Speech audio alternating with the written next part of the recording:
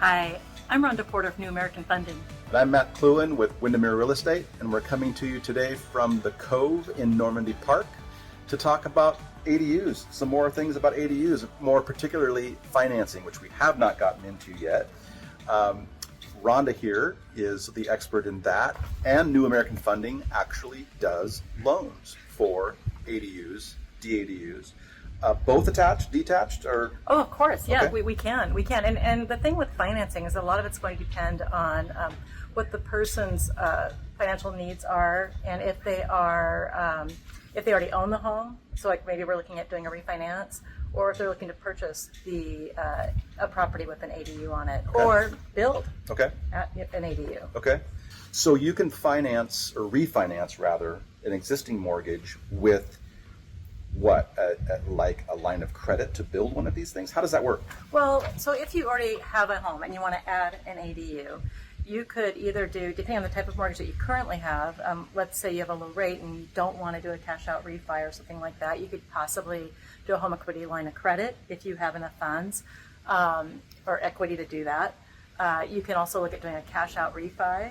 There's also renovation mortgages. Oh, wow. Yeah, or if you have like a lot and you're going to build a home from scratch and you want to make sure you have an ADU on it, we have an all-in-one construction loan. So Okay. it's all going to depend on the size of the job. Okay. And if you are, how much home equity you have, and what type of property that it is that you're looking to Great. add the ADU to. Okay, great. So when we're looking for a home as a buyer with the possibility of adding this, do we go ahead and buy the home and financing it and then refinance the whole thing later, or can we just do the ADU piece of it separately after we buy a home, let's say? That's like where everything really is going to depend on that person's financial goals and Okay. what their scenario is. So that's a great question. Okay. So I mean, you could theoretically buy a home and have that be your entire financing. A lot of it's also going to depend on how long that type of financing might take. Yep. If the seller is going to accept that type of financing. Oh, sure. If you need to make like a really clean offer. So Rhonda, what are the requirements for an ADU in order to finance it as a homeowner? Well, there's different types of financing that we can do, but like for conventional financing, we will allow a 1 to 3 unit property to add an ADU. So you can have like a triplex and add an Okay. ADU to that. Oh, wow. Yeah, and you can even do minimum down Okay. financing too. So Okay. so you may not need like tons of equity. Okay. If you are looking at like purchasing a home Okay. with an ADU on it. You can use programs like you're familiar with like a rehab loan, like Sure. a 203K type of program, or a conventional renovation loan, Yep.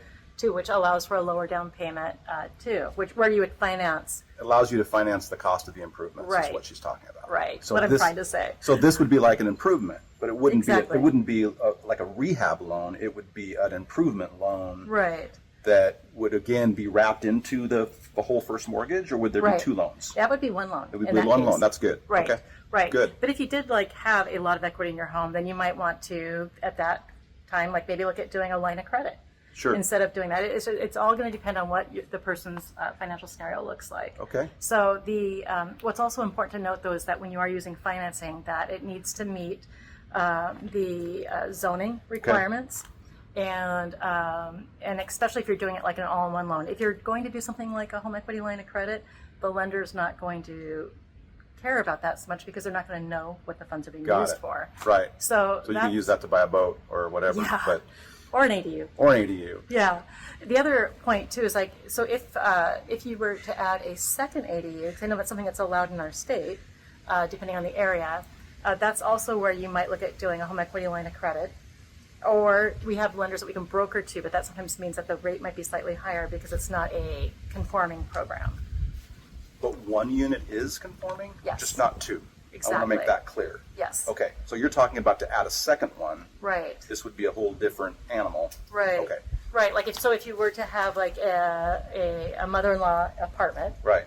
and you wanted to then add a cottage in your backyard, that would be two Right. Yep. dwelling units, Right. accessory dwelling units. So Correct. that would Yep. be something where right now conforming lenders aren't allowing that. But when we had a conference with Freddie Mac representative on this topic, they did say that they expect that this will be something down the road possibly that Okay. will change. So this is going to evolve as more people do these things, I would imagine. Right, Okay. right, as they become more popular. Okay. So Rhonda, what type of lender programs are out there available for buyers now? Well, so we have the classic like home renovation type programs. So that would be like the FHA 203K Yep. or the Fannie Mae or Freddie Mac renovation programs that allow Sure. you to finance the cost, based off of what the end result is going to be. That can be used for a purchase or refinance. Okay. We also have a all-in-one construction loan. Okay. And then there's also, as I mentioned, loans that we can broker to in the event that it's something that has 2 ADUs on it instead of just one. Okay. The other options would be like a home equity line of credit Okay. is also possible, or just a plain cash out refi if you have enough equity, Okay. which would be a refinance. Okay. Something else to consider too, if you are 62 or older, is a reverse mortgage. You could also Oh. do this. Oh, interesting. So yeah, Didn't yeah. know that. You could purchase a home with that, or you can. Reverse mortgages are similar to a HELOC, where the lender is not going to ask what's being used with the funds Okay. for closing. It's not important. It's just a matter of qualifying for the loan. It's a and- matter of qualifying. Yeah, and that's a good point too. Is like with some of these programs too, you don't need to have perfect credit Okay. to qualify, Okay. especially for FHA and reverse mortgages. Okay.